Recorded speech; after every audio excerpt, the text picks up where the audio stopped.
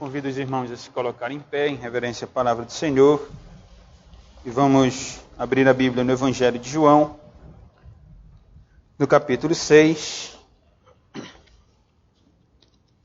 Eu vou ler do verso 22 até o verso de número 40.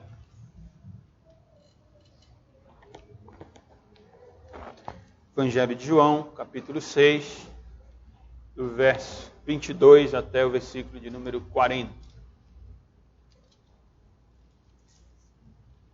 Diz assim a palavra do Senhor. No dia seguinte, a multidão que ficara do outro lado do mar notou que ali não havia senão um pequeno barco e que Jesus não embarcara nele com seus discípulos, tendo estes partido sós. Entretanto, outros barquinhos chegaram de Tiberíades, perto do lugar onde comeram o pão, tendo o Senhor dado graças. Quando, pois, viu a multidão que Jesus não estava ali, nem os seus discípulos, tomaram os barcos e partiram para Cafarnaum à sua procura. E, tendo-o encontrado no outro lado do mar, lhe perguntaram: Mestre, quando chegastes aqui? Respondeu-lhe Jesus: em verdade vos digo, vós me procurais, não porque vistes sinais, mas porque comeste dos pães e vos fartastes. Trabalhai, não pela comida que perece, mas pela que subsiste para a vida eterna, a qual o Filho do Homem vos dará, porque Deus, o Pai, o confirmou com o seu selo. Dirigiram-se, pois, a ele, perguntando: que faremos para realizar as obras de Deus?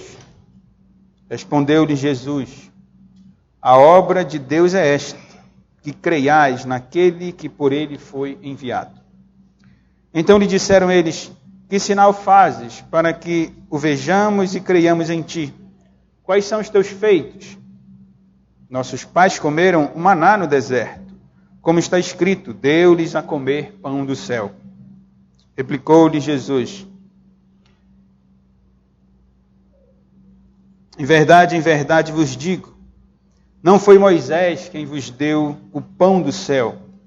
O verdadeiro pão do céu é meu Pai quem vos dá. Porque o pão de Deus é o que desce do céu e dá vida ao mundo. Então lhe disseram: Senhor, dá-nos sempre desse pão.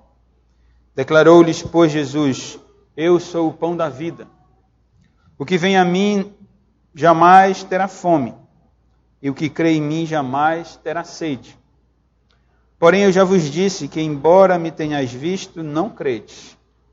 Todo aquele que o Pai me dá, este virá a mim. E o que vem a mim, de modo nenhum o lançarei fora. Porque eu desci do céu, não para fazer a minha própria vontade, e sim a vontade daquele que me enviou.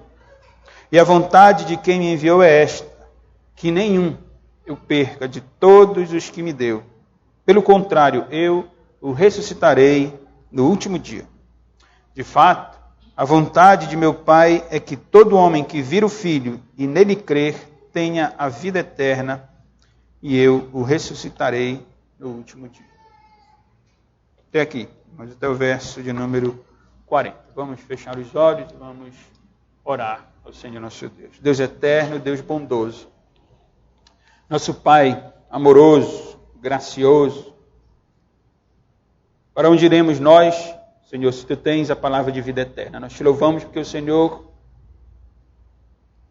nos tem trazido nesta noite, na Tua providência, para este local, Senhor, com o intuito de que sejamos edificados, confortados, consolados, animados pelo Teu Espírito que inspirou a Tua palavra, que a tem preservado e que na Tua providência nos tem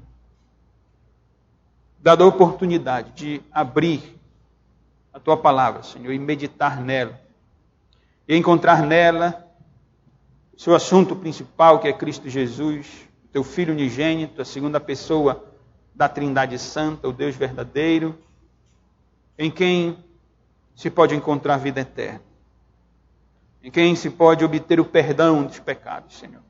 Te louvamos, Te agradecemos, Te bendizemos, porque se o Senhor não tivesse operado em nós ainda estaríamos na mesma condição de outrora, mortos nos nossos delitos e pecados, satisfazendo a nossa própria vontade, a vontade da carne, do diabo, do mundo. E não estaríamos aqui, Senhor, na comunhão dos santos, com o nosso coração cheio de alegria, de gratidão, com um desejo sincero de ouvir a Tua voz e sermos assim instruídos pelo Senhor. Reconhecemos, Senhor, a Tua grandeza, a Tua perfeição, o Teu poder soberano. A Tua palavra diz que nada ocorre fora da Tua vontade, que todas as coisas cooperam para o bem daqueles que Te amam, que foram chamados segundo o Teu santo, perfeito e agradável propósito.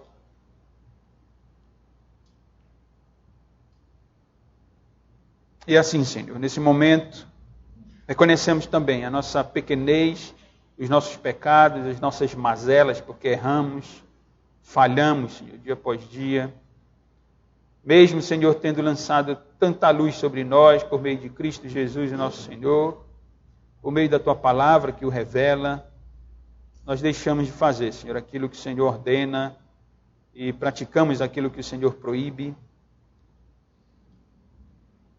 Miserável homem que sou, Senhor. Miseráveis homens que somos, como disse o apóstolo Paulo.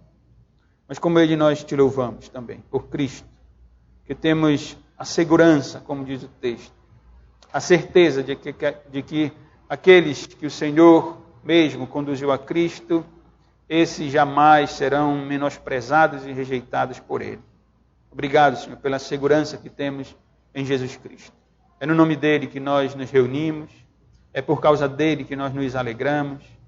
E nesse momento, te pedimos humildemente que o Senhor aceite o nosso culto, a nossa adoração, o nosso louvor, nossos cânticos. E agora, na pregação da Tua palavra, eu te peço, Senhor, humildemente, que o Senhor tenha misericórdia de mim, me auxilie, me dê graça. Que Teu Espírito Santo, Senhor, tome a minha vida, a porção da Tua palavra estudada, e venha assim fazer a Tua vontade, Senhor. Que o Senhor comunique vida, que o Senhor dê vida àqueles que porventura estejam no nosso meio, que não têm vida eterna, Senhor. Que ainda se encontram confusos com os seus próprios pensamentos, com os valores do mundo, com os princípios exaltados e apresentados por Satanás, o príncipe deste mundo. Ó Senhor, tem misericórdia dessas vidas. Liberta, Senhor, essas pessoas do império das trevas e transporta-os, Senhor, para o reino do Filho do Teu amor, como o Senhor fez conosco um dia. Te revela a eles, Senhor. Toma esta porção, o Teu Espírito a aplique no coração deles e que eles venham a ver em Cristo a realização da sua vida, a satisfação plena da sua vida, Senhor. E a Tua igreja, os irmãos que aqui se congregam, aqueles que nos visitam, Senhor, edifica a Tua igreja. Conforta, consola, exorta, anima, Senhor, diante de tantas dificuldades. Toma esta porção e aplica de conformidade com a nossa necessidade, com o Teu propósito, porque o Senhor tem um propósito ao revelar a Tua palavra, Senhor.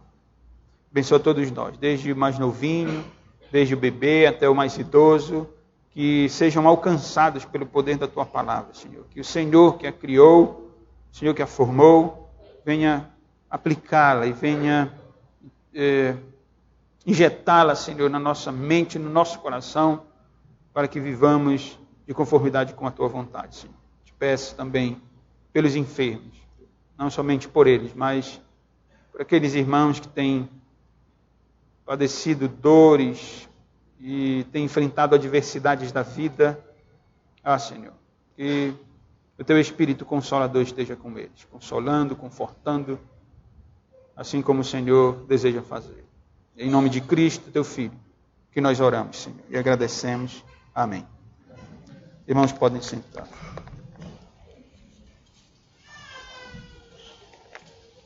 Enquanto vivemos neste mundo, passamos por dificuldades, tribulações, adversidades, frustrações. Todos nós enfrentamos frustrações nesta vida.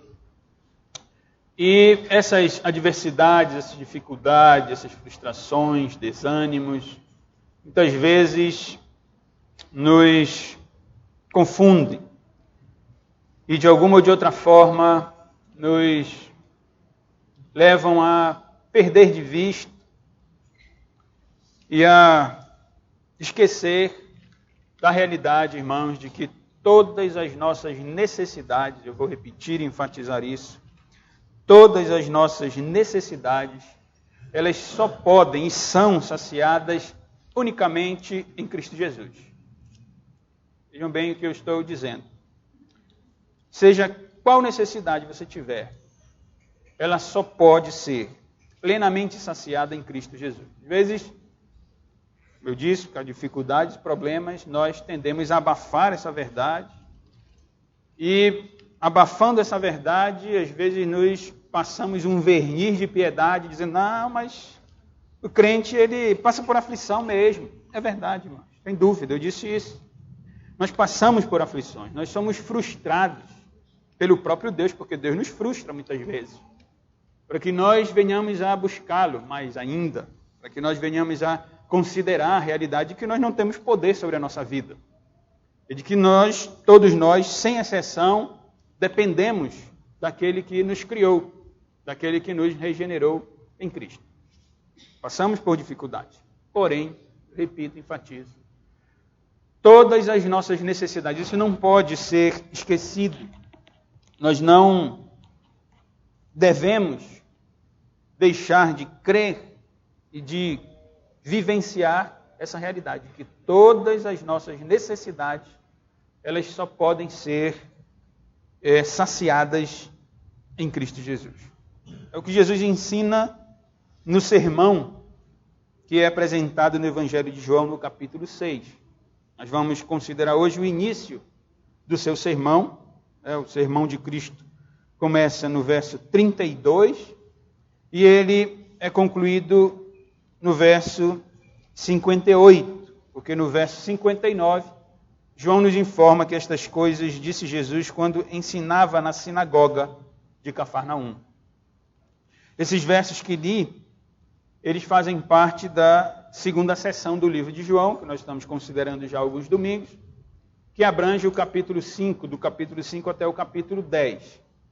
Nos 4 primeiros capítulos, o evangelista João, o apóstolo João, sob a inspiração do Espírito Santo, apresentou a Cristo como o Filho de Deus, como aquele que revela o Deus verdadeiro na sua plenitude, aquele que veio para salvar os homens, aquele que encarnou.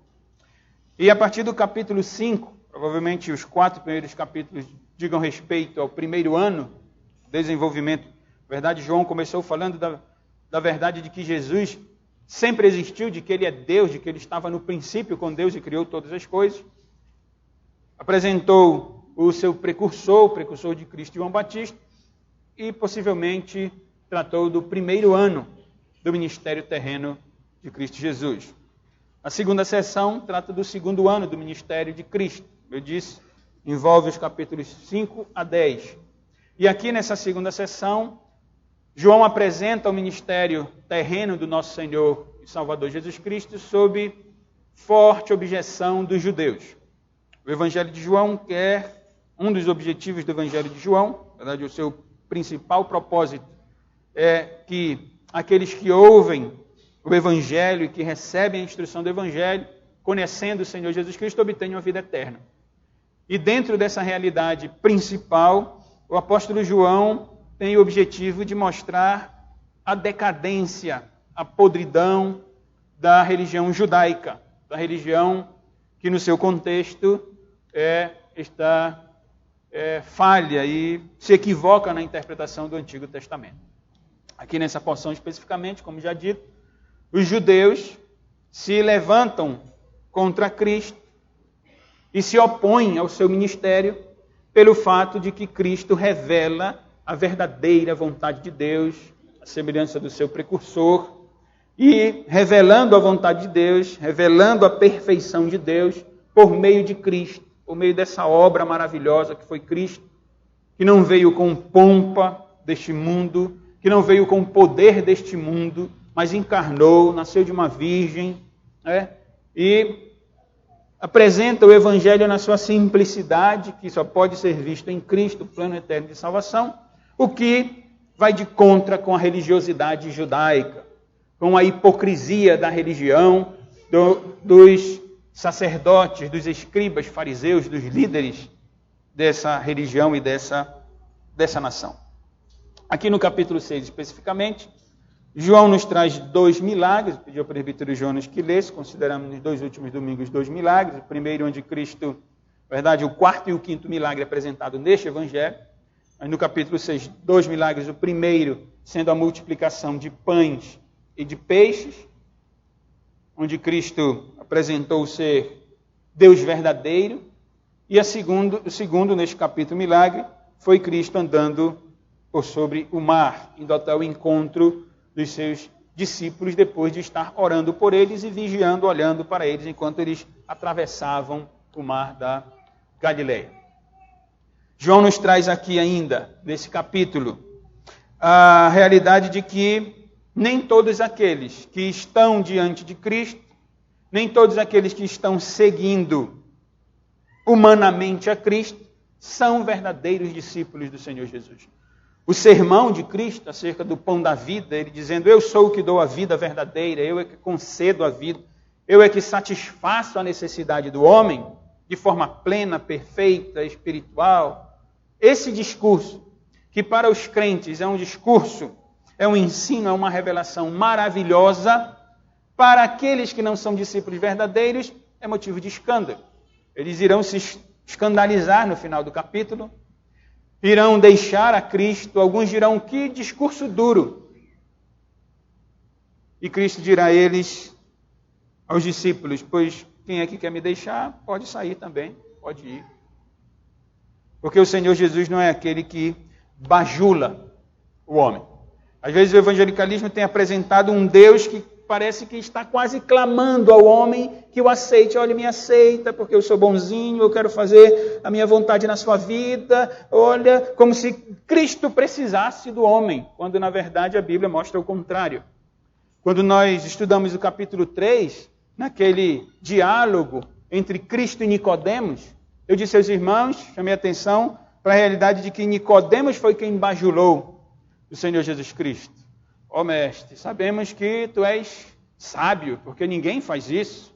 E Jesus vai direto. Ele diz, ó Nicodemos, se não nascer do Espírito, não nascer da água, se não for convertido, não entra no reino de Deus. Não adianta ser fariseu, líder de religião judaica, não adianta ser religioso, você tem que ser convertido. Pois aqui acontece algo semelhante, como eu vou chamar a atenção dos irmãos, para o início do sermão que Jesus dá nessa ocasião. Eu quero nós vamos considerar o texto de hoje e o de domingo, se Deus permitir.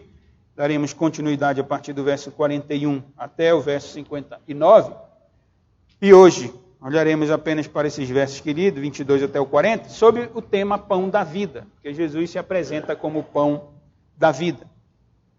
E aqui nestes versos, 22 ao verso 40, quero chamar a atenção dos irmãos primeiro para a resposta que Jesus dá. A resposta é apresentada especificamente nos versos 26 e 27, aquela multidão que o seguiu.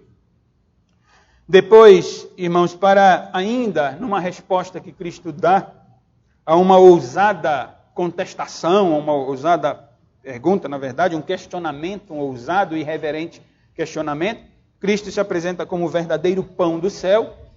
E, finalmente, depois, nos versos 37 a 39, a vontade de Deus. Cristo revela a vontade de Deus.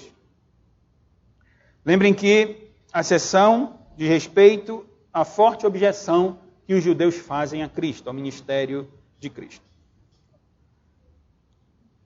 Nós lemos aqui, nos versos 22 a 25, que depois de Cristo ter feito o milagre dos pães, depois de ter caminhado por sobre o mar, ele então chegando ao seu destino, João nos diz que havia uma multidão daquele lado da Galileia, onde Cristo havia estado e havia multiplicado os pães, e a multidão viu ali que Jesus não estava mais naquele local. E outra multidão, outras pessoas vieram também com seus barquinhos para encontrar com Cristo, e chegando ali, Jesus não estava. o que eles fizeram? Tomaram os seus barquinhos e atravessaram para Cafarnaum, onde Cristo havia ido com os seus discípulos. Seu propósito era chegar até ali. E quando eles chegam ali, eles fazem então uma pergunta a Cristo. Eu comentei há pouco acerca de Nicodemos. No capítulo 3, Nicodemos disse: Rabi, sabemos que és mestre, vindo da parte de Deus, porque ninguém pode fazer estes sinais que tu fazes se Deus não estiver com ele. Aqui, essa multidão atravessou o mar da Galileia para encontrar a Cristo. No verso 25, eles dizem: mestre, quando chegastes aqui, Rabi, mesma palavra lá de Nicodemos. Ó mestre, tu és o mestre, tu és o sábio. Quando foi que tu chegastes aqui, mestre? E Jesus, a semelhança do que havia feito com Nicodemos no capítulo 3, não dá trela não para a bajulação deles. Ele é direto na sua resposta. Alguns intérpretes entendem que Jesus respondeu com amor. Jesus respondeu de forma doce. Eu prefiro acreditar, pelo contexto, que a palavra de Jesus é áspera. Ele é santo, ele é Deus verdadeiro. Eu vou já mostrar aos irmãos como o texto deixa claro, porque a sua resposta é áspera. E Cristo dá a resposta a eles. Vejam que a pergunta foi: mestre, quando chegastes aqui? Respondeu-lhe Jesus: em verdade vos digo, vós me procurais não porque vistes sinais, mas porque comeste dos pães e vos fartaste. Ele diz ainda: trabalhai não pela comida que perece, mas pela que subsiste para a vida eterna, a qual o Filho do Homem vos dará, porque Deus, o Pai, o confirmou com o seu selo. A palavra de Cristo é direta. Enquanto a multidão diz: mestre, olha, nós queríamos tanto te encontrar ali do outro lado, não te vimos. E quando foi que tu chegaste aqui? O que foi que aconteceu contigo? Jesus diz: olha, vocês estão me procurando porque vocês encheram a pança de vocês. Vocês encheram a barriga de vocês. Jesus diz: vocês me encontraram aqui, vocês estão atrás de mim, não porque vocês viram sinais. E antes de Jesus dizer isso, ele usa aquela expressãozinha, amém, amém, do grego, que é traduzida aqui: em verdade vos digo. Eu tenho chamado a atenção dos irmãos para as vezes que aparece essa expressão. Essa expressão é usada somente por Cristo. Nós encontramos nos lábios do Senhor Jesus, e ele dizendo: eu falo a verdade. Verdadeiramente eu estou falando isso. Por quê? Porque esse Cristo, que é o Deus verdadeiro, que é encarnado, ele sonda mentes e corações. Ele conhece o íntimo do homem. Quando ele travou o diálogo com Nicodemos, ele conhecia o íntimo de Nicodemos. Quando ele conversou com a mulher ali no poço de Jacó, com a mulher samaritana, ele conhecia o íntimo do coração da mulher samaritana. Não há quem possa se esconder do Deus verdadeiro. Enquanto para nós, a multidão parece ter interesse em Cristo. Pelo menos eles trabalharam, eles se esforçaram, não é? Eles atravessaram 10 quilômetros remando para encontrar a Cristo. Parece que eles têm boa intenção, mas o Cristo, o Deus verdadeiro, ele conhece o íntimo do coração. Ele sabe que aquele povo e que aquela multidão, é verdade que essa multidão, ela é composta, sem dúvida nenhuma, de verdadeiros crentes e de crentes que seguem por seguir. Obviamente, não há só descrentes aqui. Há crentes verdadeiros, genuínos. Os seus discípulos estão ouvindo o seu sermão agora. Estão ouvindo o seu ensinamento agora, o seu discurso. Mas ele diz: vós me procurais não porque viste sinais. Em que sentido? Não, qual é o objetivo dos sinais? O apóstolo João nos deixa isso claro. Ele diz no final do seu evangelho que os sinais foram realizados com o intuito de que as pessoas crescem, com o intuito de que as pessoas venham a crer em Cristo como o Filho de Deus e, crendo nele, recebam a vida eterna. Então, os sinais apresentados nas páginas da Bíblia Sagrada, nos evangelhos, os milagres efetuados por Cristo, têm um propósito. É o propósito de que as pessoas reconheçam nele a sua divindade, que reconheçam que ele é Deus verdadeiro. E reconhecendo que ele é Deus verdadeiro, crendo nele, assim obtenham a vida eterna. Jesus diz: vocês não vieram até mim por causa disso. Vocês não vieram até mim porque vocês têm reconhecido que eu sou Deus verdadeiro, que eu governo o universo, que eu domino sobre a criação, que eu multipliquei pães, multipliquei peixes. Não foi por isso que vocês vieram até mim. Vocês vieram até mim porque vocês foram satisfeitos, porque vocês queriam matar a fome de vocês. Essas pessoas não criam na divindade de Cristo. Eles apenas queriam satisfazer as suas necessidades. Como a multidão que comparece diante das igrejas neopentecostais, das igrejas que pregam um Cristo que dá só o material. Como o evangelicalismo dos nossos dias, que ensina que Jesus está preocupado com a sua situação financeira. Então venha para Cristo, dê o seu dízimo, traga o dinheiro para a igreja, que aí vai ser solucionado o seu problema. Você está com fome? Então nós temos uma campanha aqui, nós temos aqui uma cesta básica, tome a cesta básica e se satisfaça. E pronto, e está tudo bem na sua vida. Você está precisando de um carro novo, seu carrinho está velho, está com problema? Então venha para Jesus, seja fiel na igreja e Deus vai te dar um carro novo. Pronto, sua vida está solucionada. Essa é a grande tragédia do evangelicalismo, o evangelicalismo do marketing, da venda, do negócio, do mercadejar a palavra de Deus. Pois essas pessoas são como essa grande multidão que vai atrás apenas do que está necessitando na barriga. Está com fome, então eu vou até Jesus, porque Ele pode me dar o pão. Eu estou precisando de algum milagre, de uma cura, então eu vou até Jesus, porque Ele pode me dar a cura. Irmãos, isso é insano. E isso não é vida verdadeira em Cristo. Sabe por quê? Porque aqueles que vão até Jesus por causa disso, quando são satisfeitos, não querem mais Jesus. Essa que é a realidade. Aquele que diz, eu estou com fome, então eu vou para a igreja, eu vou buscar Jesus, porque a igreja vai me dar pão, Uma vez que eu matei minha fome, eu não vou mais para a igreja então. Não é essa a grande conclusão, estou usando de ironia aqui, conclusão daqueles que passam a perceber o evangelicalismo? O que é que o evangelicalismo na prática ensina? Que o evangelho é só para o pobre. Que o evangelho é só para o necessitado de comida. Que o evangelho é só para aquele que está enfermo. Então, o rico diz, então, não preciso do evangelho. Como se o evangelho fosse só para satisfazer a necessidade humana, necessidade dos homens. Jesus conhece o íntimo do coração e ele diz, vós me procurais não porque viste sinais, não porque vocês veem que eu sou o Filho de Deus, que eu sou o Deus verdadeiro, mas porque comestes dos pães e vos fartastes.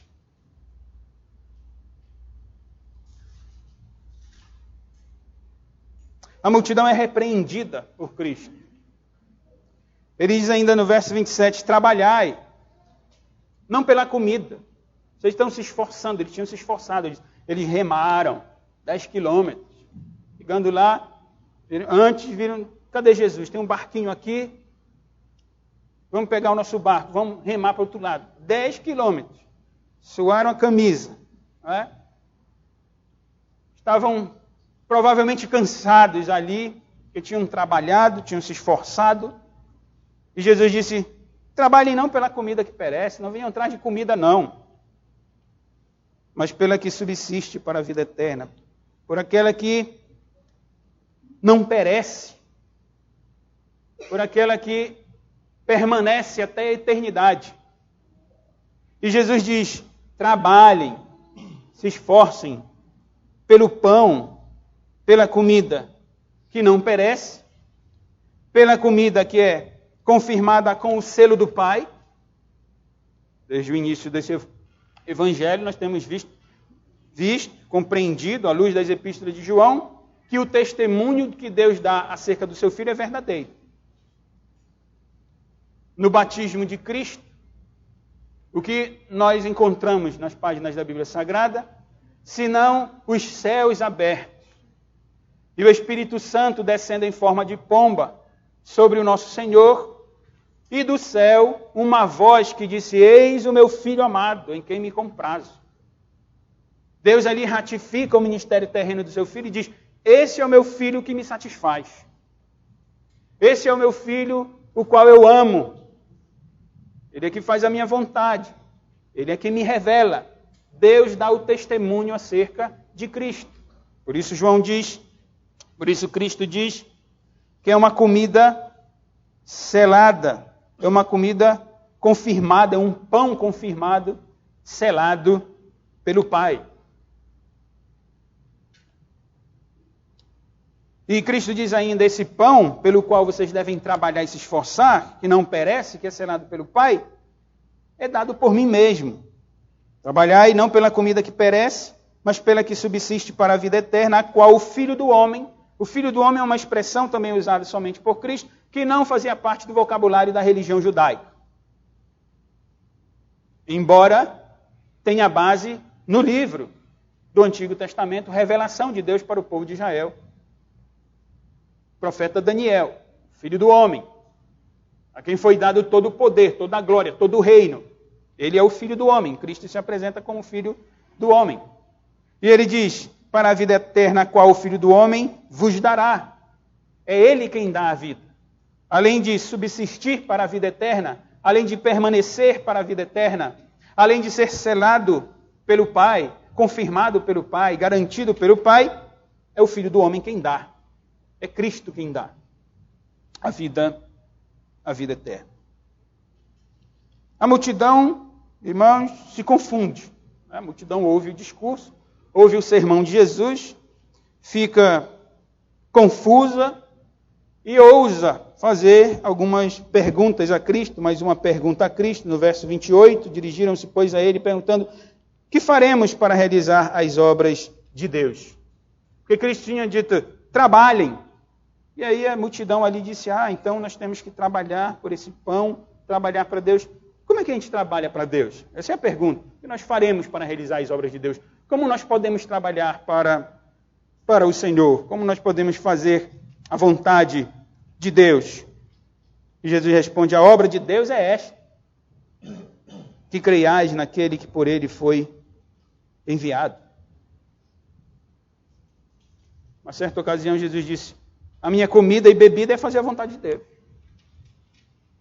Vocês estão se esforçando pelo que é vão, pão que perece. Pão que, embora tenha satisfeito a fome de vocês, daqui a pouco vocês vão ter fome de novo.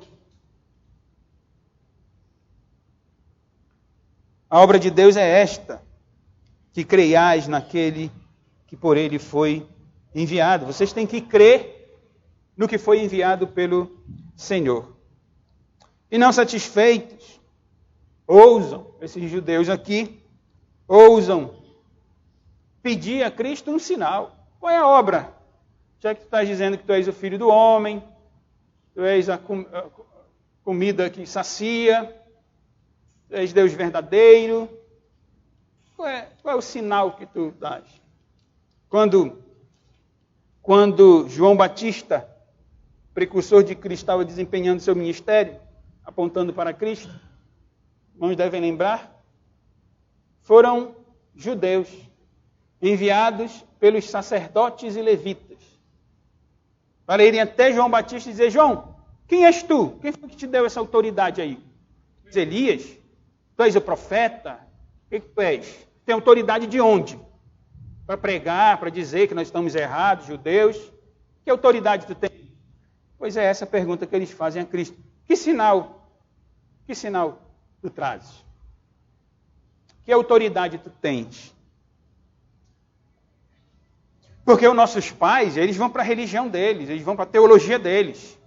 Porque esse Cristo está revelando o evangelho simples, ele está indo contra a hipocrisia. Todos ali estavam como religiosos, vamos para a campanha lá, vamos para a reunião lá da igreja, vamos todos juntos, porque é legal, vamos lá, nós vamos encontrar Jesus, nós vamos, mestre, que horas o Senhor chegou aqui, mestre? E Jesus diz: olha, vocês estão vindo atrás de coisa que não tem valor nenhum. E aí eles pegam a religião deles, o conhecimento teológico deles e dizem: epa, O nosso pai, Moisés, os nossos pais comeram no deserto uma comida. O sinal da autoridade de Moisés, é Moisés, o nosso líder. Deus se revelou a Moisés e nós aqui somos seguidores de Moisés. E ele nos deu um sinal, ele recebeu de Deus o maná, o pão que alimentou o nosso povo, a nossa religião, o povo de Deus. Nós servimos a Deus, nós queremos a Deus, nós conhecemos a Deus. Nossos pais comeram maná no deserto, como está escrito, deu-lhes a comer pão do céu. Eles têm aqui Êxodo 16, Números 11 em mente. E Jesus, então, iniciou seu sermão no verso 32, onde ele, de novo, diz, em verdade eu vos digo. Diferente de vocês, que estão interpretando aí o Antigo Testamento do modo que vocês querem interpretar, na hipocrisia da religião de vocês, eu verdadeiramente digo, não foi Moisés quem vos deu o pão. Hoje pela manhã, estudando o Êxodo 24, mostrei aos irmãos que a glória que nós recebemos do Senhor na nova dispensação da graça por meio de Cristo é superior, é melhor do que a glória revelada em Êxodo 24 a Israel. Jesus é superior àquilo. A realidade espiritual na qual nos encontramos em Cristo hoje é superior à realidade espiritual de Israel ali no deserto. Cristo se apresenta aqui como superior, como o Deus verdadeiro, que é superior a Moisés. Ele diz, não foi Moisés que deu o pão para vocês. Será que Jesus não conhece a narrativa do Antigo Testamento? Será que ele não sabe que Moisés estava liderando o povo? Mas Cristo interpreta o Antigo Testamento. Interpreta a forma de dizer. Foi ele que inspirou Moisés a escrever Êxodo 16, Números 11 e todos os profetas do Antigo Testamento. Ele diz, não foi Moisés quem vos deu o pão do céu. O verdadeiro pão do céu é meu Pai. A expressão meu Pai, irmãos, isso era uma bomba para os judeus. Eles diziam, meu Pai, não é o Pai de vocês não. Quem deu o maná para os judeus não foi Moisés, foi o meu Pai. E não só isso, Cristo diz o meu Pai que dá o pão. Ele diz, o verdadeiro pão do céu é meu Pai quem vos dá.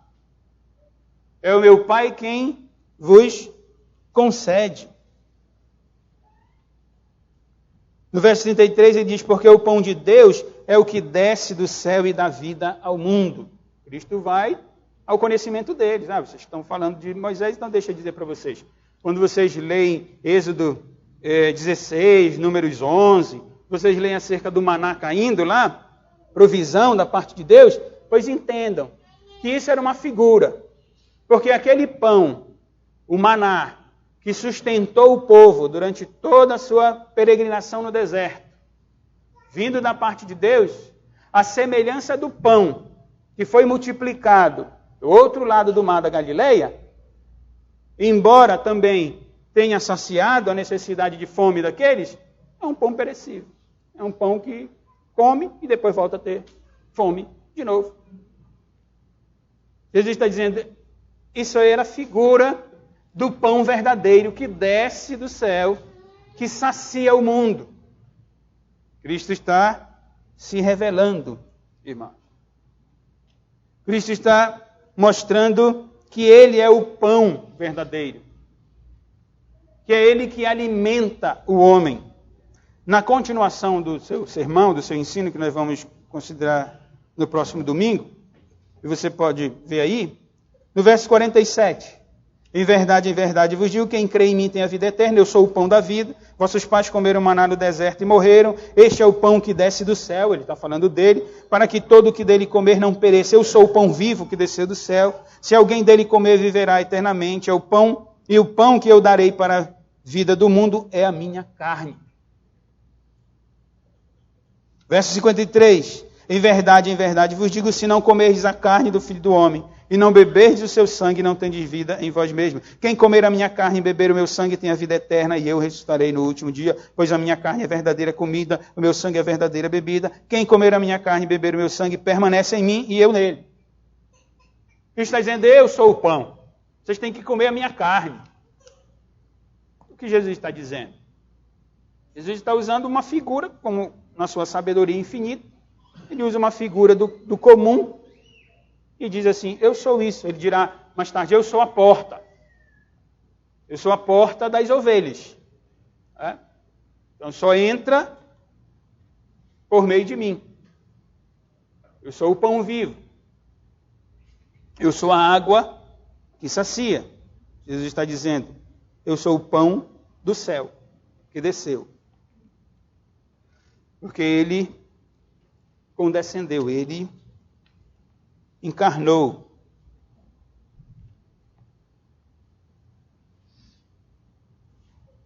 Para lembrarmos lá do início do Evangelho de João, capítulo 1, verso 14, e o Verbo se fez carne e habitou entre nós, cheio de graça e de verdade, vimos a sua glória, glória como do unigênito do Pai. Ele encarnou, ele desceu. Jesus está dizendo agora, em João 6, eu sou o pão verdadeiro. Irmãos, essas pessoas que estão contestando, né? Dizem os intérpretes que havia uma certa, no verso 59, nós ficamos sabendo que essa conversa, esse ensino, ele é feito numa sinagoga em Cafarnaum, num local onde os judeus se reuniam. Nós não sabemos se naquele dia, num sábado, provavelmente, se a leitura do dia era Êxodo 16 ou Números 11. Porque Cristo aproveitava a oportunidade, humanamente falando, porque na verdade ele governa toda a circunstância, ele cria, mas aproveitando humanamente falando a oportunidade, provavelmente ele tenha dito, olha, eu sou o pão da vida, que vocês vão ler aí, o maná, aí que vocês vão ler hoje, na reunião da sinagoga.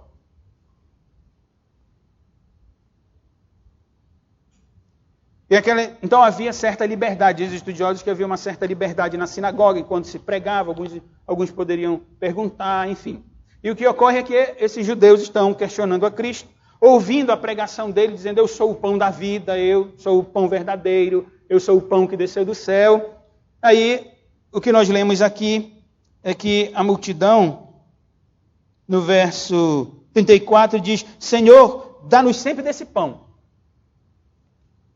Aí, se nós formos desavisados, nós também pensamos, olha, como eles queriam de fato, não é, Jesus?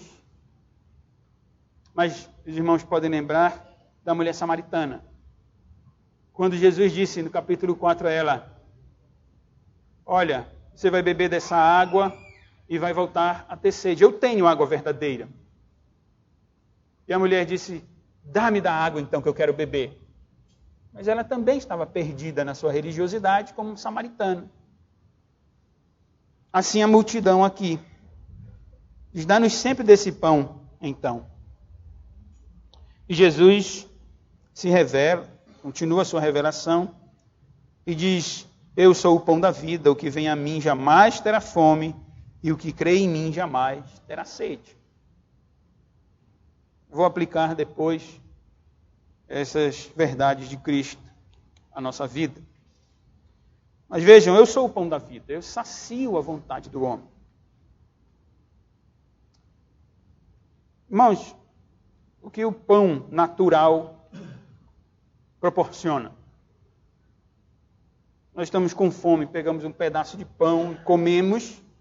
O que ele nos proporciona, senão a nossa necessidade, não é? Nós somos saciados. Quando nós estamos com sede, bebemos um pouco de água e a sede passa. Veja só. Jesus está dizendo, aquele que vem a mim jamais terá fome. Aquele que vem a mim, que crê em mim, jamais terá sede. Ele está falando de uma realização plena, verdadeira, real.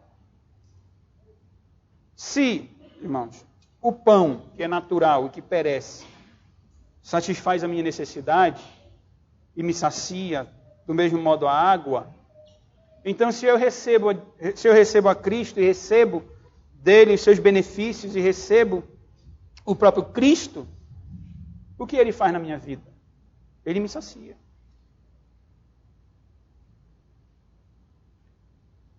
independentemente das circunstâncias do mundo. Independentemente disso. A propaganda, a venda, venha para Jesus e pare de sofrer, é mentira. Porque nós sofremos, mesmo com Cristo. Só que Ele muda a nossa cosmovisão, Ele muda a nossa mente, Ele muda os nossos valores. E nós passamos a compreender que as dificuldades do mundo elas são passageiras. E que a semelhança do nosso Senhor, porque Jesus disse, olha, o servo não é maior do que o seu Senhor.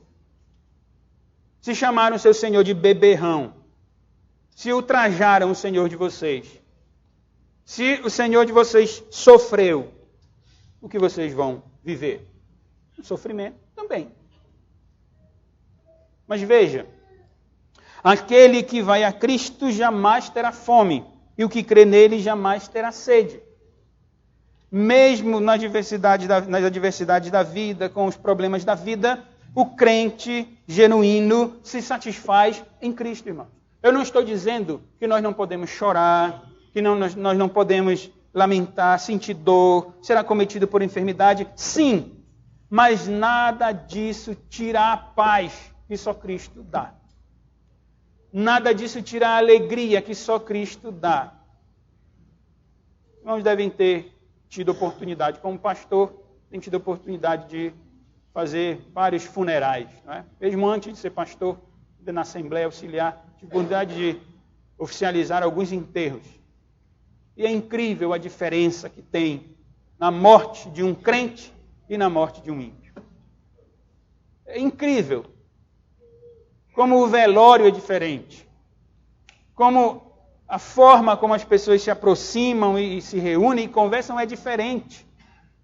Por quê? Porque Cristo dá a vida, Cristo satisfaz, Cristo sacia a necessidade do homem. Enquanto que o pão, e aqui podemos ampliar um pouco, o que seria o pão aqui? Será que é apenas o careca da padaria? O pão careca? Ou o pão de chá? Ou o pão de forma? Pode ser o seu emprego, pode ser a sua conta bancária, pode ser o seu carro, pode ser a sua casa. Nada disso satisfaz o homem. São bênçãos da parte de Deus. E trabalhamos para isso, sem nenhum problema. Mas isso não satisfaz o homem. É Cristo que nos satisfaz. E Cristo revela a vontade de Deus, então, depois de dizer que Ele é o pão da vida, que aqueles que creem nele, que vão até Ele, jamais terão fome, jamais sentirão sede. Cristo diz, porém eu já vos disse que, embora não tenham visto, me tenham visto, não credes. Ele diz aqui, vocês me viram, vocês viram os sinais, mas vocês não creem em mim.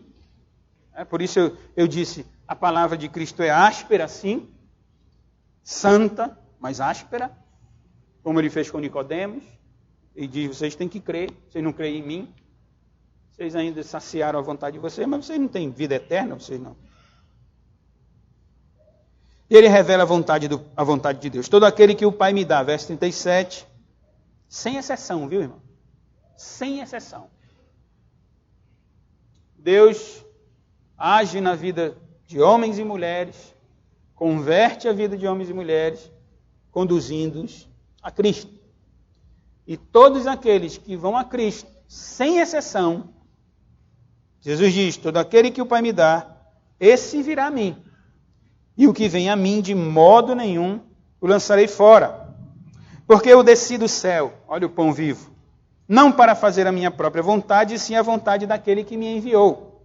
E a vontade de quem me enviou é esta, que nenhum eu perca de todos os que me deu. Pelo contrário, eu o ressuscitarei no último dia. O povo, a multidão, pelo menos na sua maioria aqui, pessoas tinham visto a Cristo, mas não tinham crido nele. Jesus diz, olha, vocês viram meus sinais, vocês vêm para saciar o pão, mas vocês não têm vida eterna, vocês não são convertidos, vocês não são salvos. Por quê? Porque aquele que vem a mim, e Cristo se refere à fé genuína, à fé verdadeira, é aquela fé que extrapola, ultrapassa a necessidade humana. As nossas necessidades, por mais relevantes que sejam, elas são mínimas se comparadas com a alegria, a paz que Deus nos dá. É por isso que o crente, ele canta mesmo em meio ao desespero. É por isso que mesmo que um crente derrame lágrimas genuínas, com dor, com perda de algum ente querido, ele está com Cristo. E ele recebe graça da parte de Deus, porque ele tem a vida verdadeira. E a vontade de que me enviou é esta, que nenhum eu perca de todos os que me deu, pelo contrário, eu restarei no último dia. Já faz menção aqui a sua vinda, a sua segunda vinda. E ele diz, e de fato a vontade de meu Pai é que todo homem que vir o Filho e nele crer tenha a vida eterna, e eu o ressuscitarei no último dia. Deus não quer que nenhum dos seus se perca. É por isso que nós, apelidados de calvinistas, porque Calvino foi um intérprete da Escritura, fiel intérprete da Escritura, que debaixo da graça de Deus, lendo as Escrituras, disse, opa, esse Deus que a Bíblia apresenta é um Deus soberano. É um Deus que dá salvação, que confere salvação, que garante salvação em Cristo. Não é um Deus que possibilita a salvação para os homens.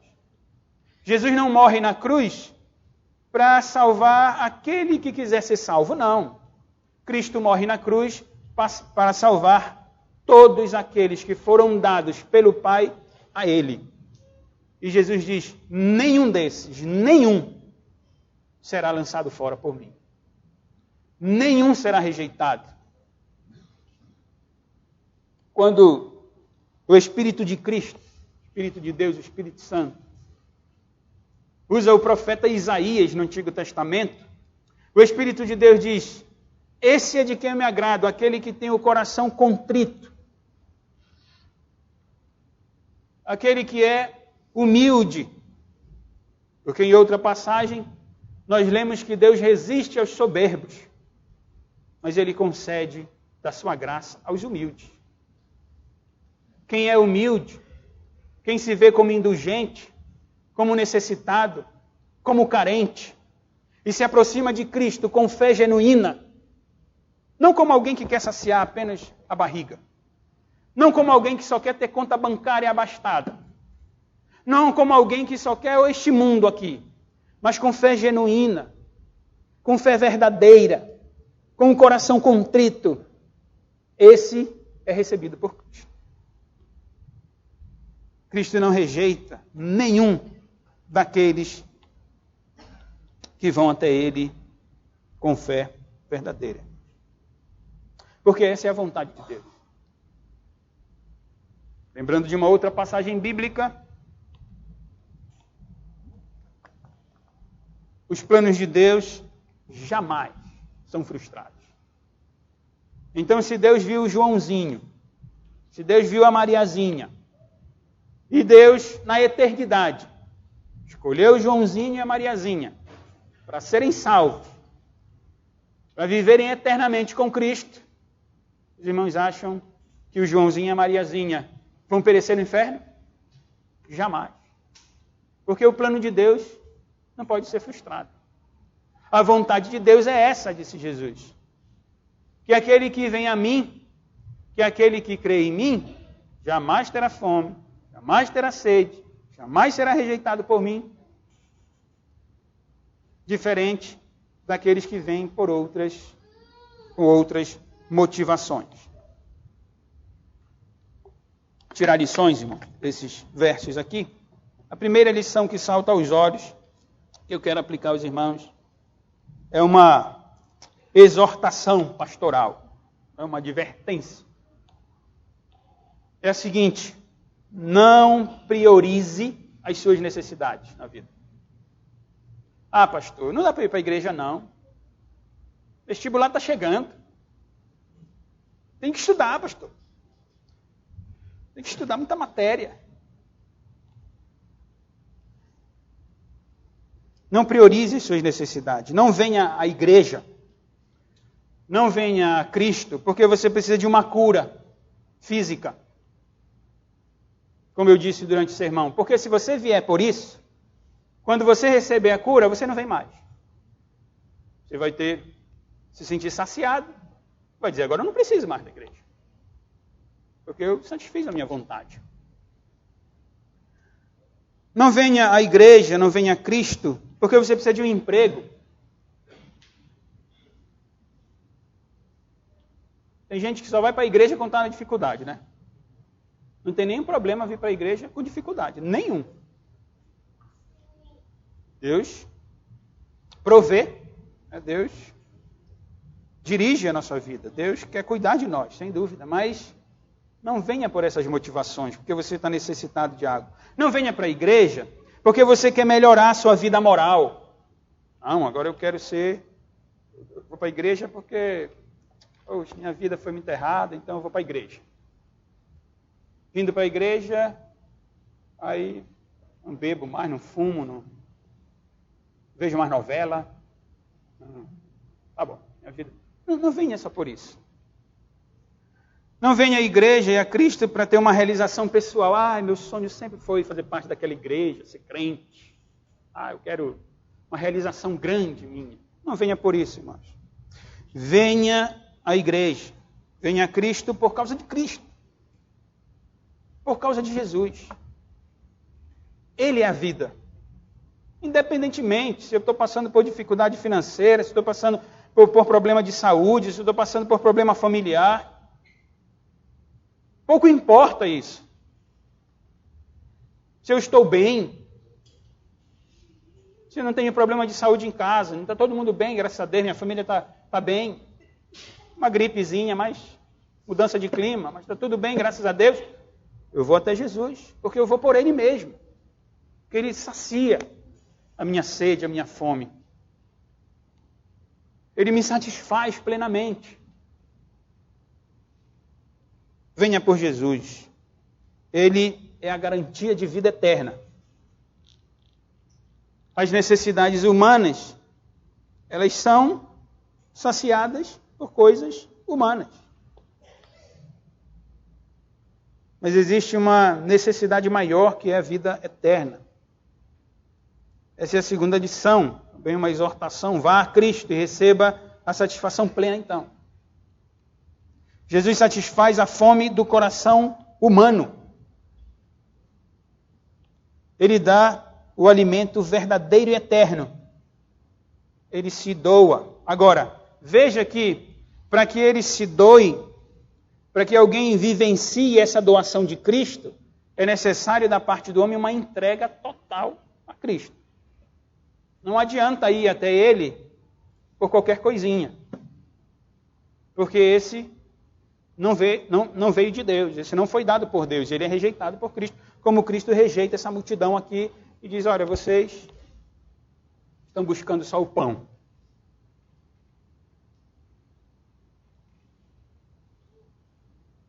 Vá a Cristo, receba a satisfação plena.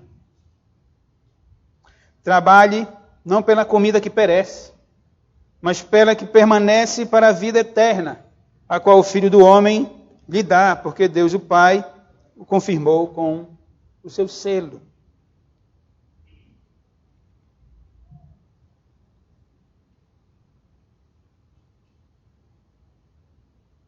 Tem dificuldade de compreender pessoas que se entregam aos problemas da vida, à frustração da vida, dizendo-se crentes. Eu tenho muita dificuldade de compreender isso. Muita dificuldade. Porque Jesus disse, aquele que vem a mim não sente fome. E claro, ele está falando de realidades espirituais, né? Porque todos nós sentimos fome. Depois do culto a gente sai correndo para comer alguma coisa, né? Todos nós sentimos fome e sede. Cristo está falando de realidades espirituais. Quando alguém encontra Cristo, tem as suas satisfações, tem as suas necessidades satisfeitas. Recebe a paz, recebe a alegria, recebe...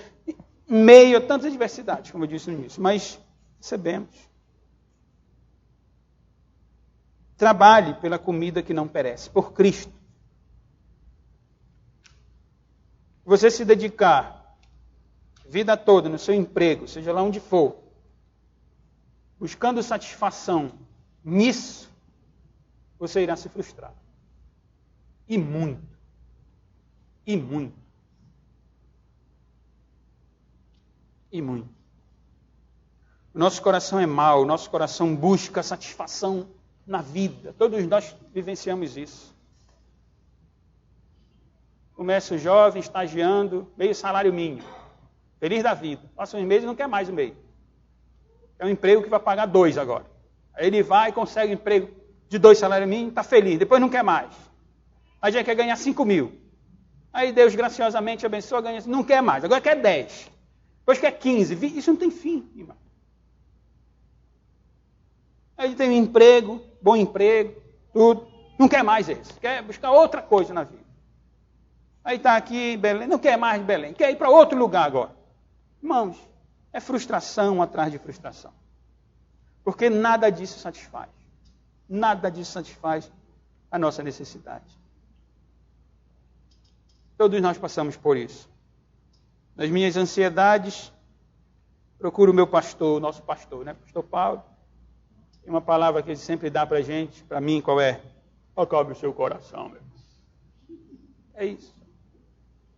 Em Cristo, nós temos que acalmar o nosso coração, buscar a gratidão, a alegria de servir a Deus, sabendo que o Senhor, que é soberano, tem conduzido a nossa vida. E não busquemos coisas no mundo para frustrar o nosso coração, porque não é assim.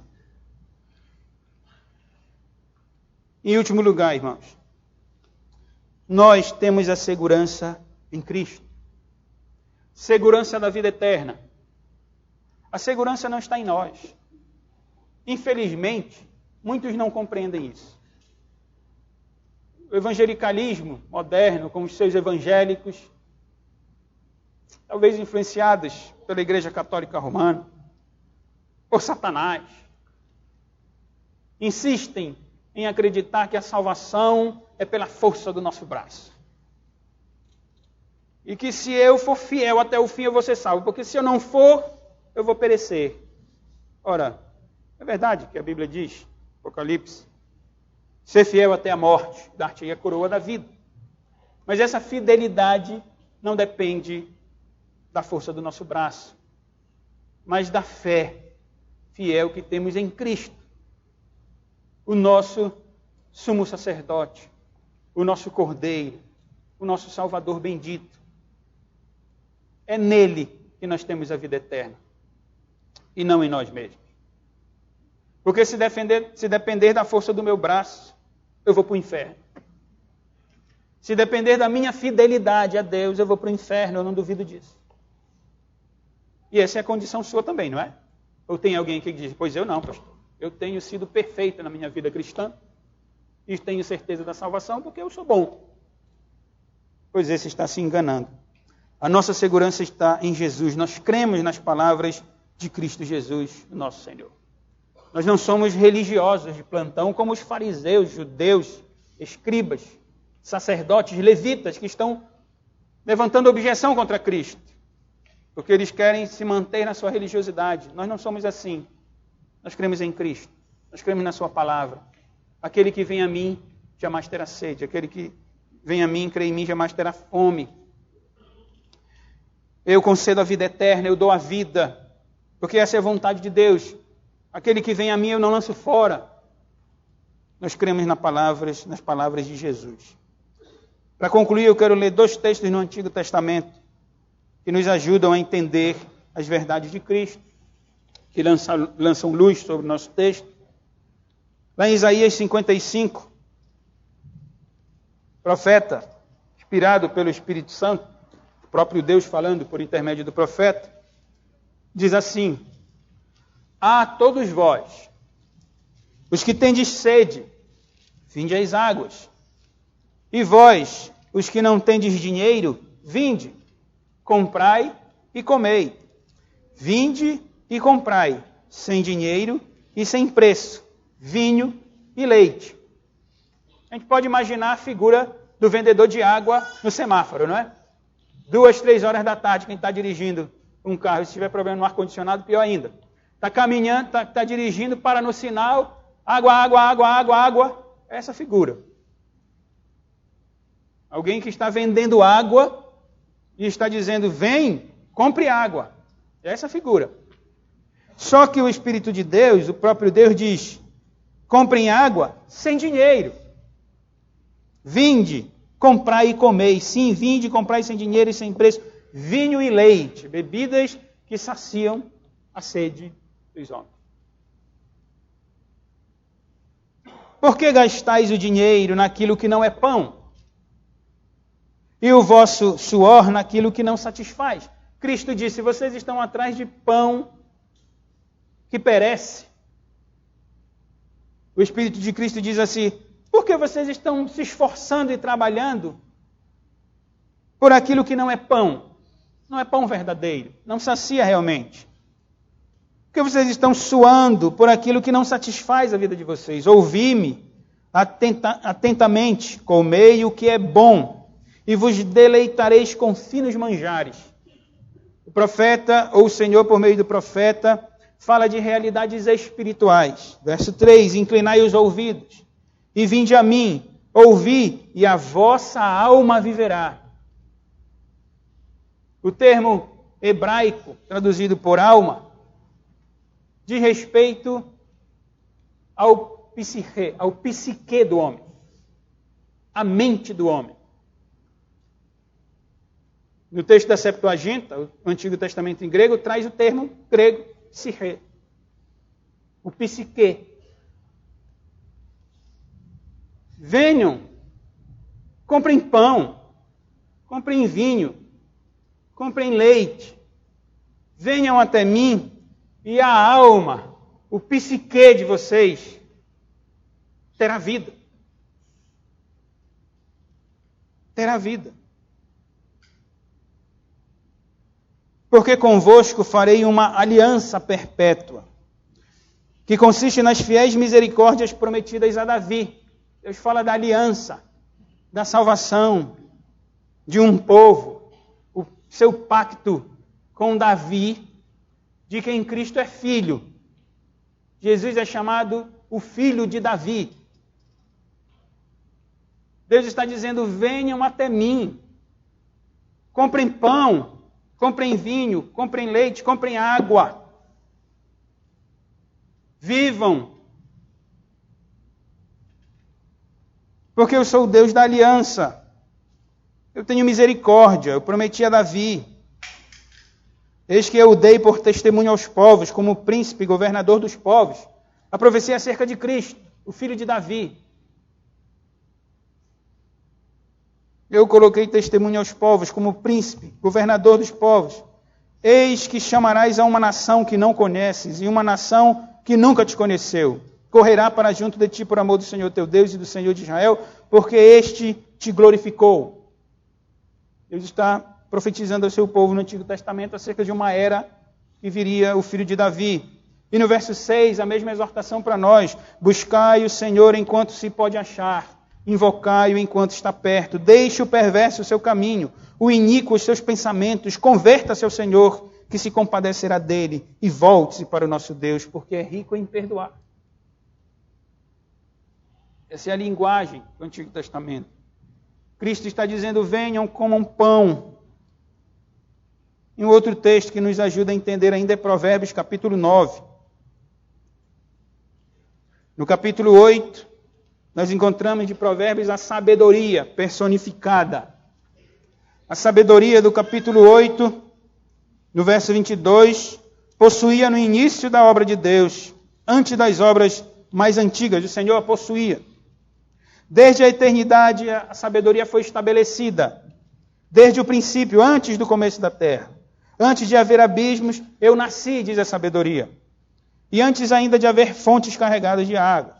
Antes que os montes fossem firmados, antes de haver outeiros, eu nasci. Linguagem humana, é Cristo, a sabedoria, falando que estava desde a eternidade. Verdade revelada no primeiro capítulo do Evangelho de João, que nós estamos estudando.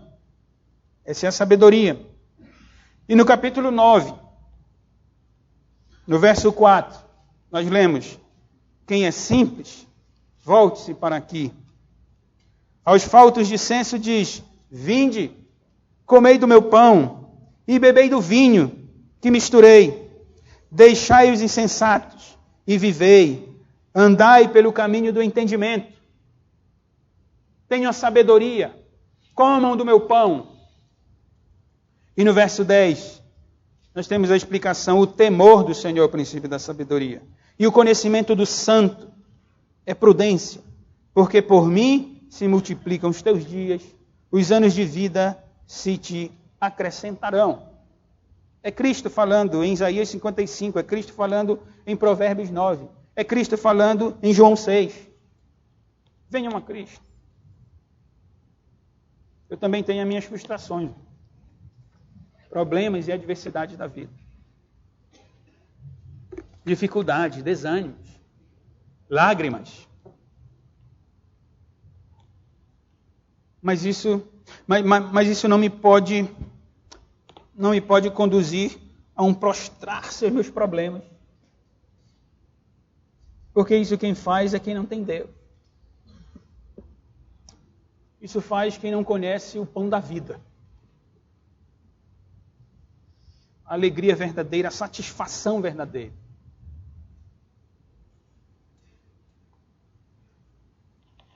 Meditem nisso, irmãos.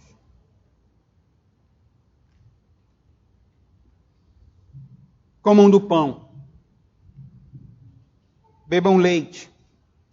Bebam vinho.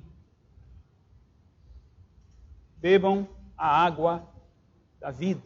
Comam o pão da vida, que é Cristo, o nosso Senhor bendito.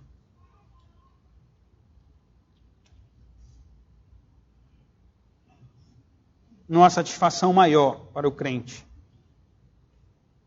do que ler as Escrituras, meditar nela, orar. Podemos até negligenciar como negligenciamos, sem dúvida. Por causa do pecado que habita em mim, tem dia que eu estou preguiçoso para ler a Bíblia.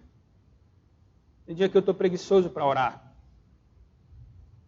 Tem dia que eu quero fazer outra coisa. Menos ler a Bíblia. A vida do crente não é uma vida constante. Não é uma linha esticada. Nós temos altos e baixos na nossa vida, é verdade. Mas nesses momentos de baixo, esses momentos lá, mesmo ali, nós sentimos a satisfação em Cristo. Nós sentimos a vida que Cristo dá, porque Cristo não promete uma vida eterna, iniciando na eternidade, não. Ele já iniciou. Ele já nos concedeu a vida eterna. E nós gozamos da vida que Cristo nos outorga. Por isso nós nos alegramos. Nós cantamos.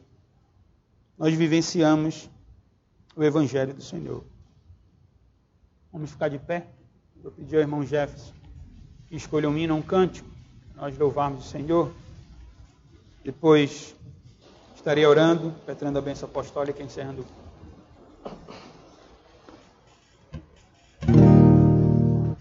Livro de Cânticos 430. Livro de Cânticos, Cântico 430.